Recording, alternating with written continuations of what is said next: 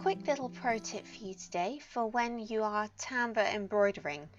So if you take a little jar, something like this, which is a ramekin dish, and place your embroidery thread into that dish, this will allow the thread to pop over the top of the dish and stop the thread from rolling and twisting unnecessarily.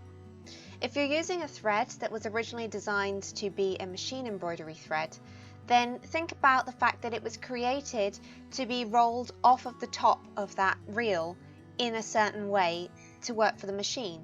So if you replicate that by propping it up in a dish like so, or onto a spool, then it will run off in the way that it was intended, even if you're hand embroidering with it.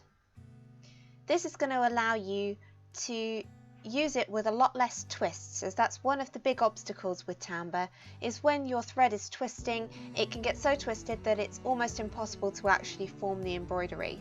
And so this should solve that problem for you, as it pops over the end quite easily and makes quite a satisfying little tinkling sound as it does so if you're using something made of glass.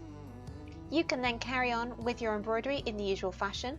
There will be a little bit of resistance as it pops over the top, but nothing that your underneath hand can't handle. Give it a try and see how you get on with that.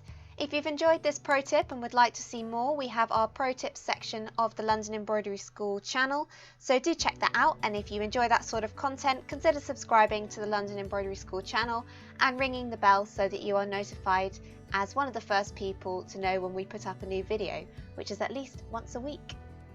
We also share sneak peeks from inside the studio, and you'll be the first to know when we release a new online class, as we put all of our tasters on there as well.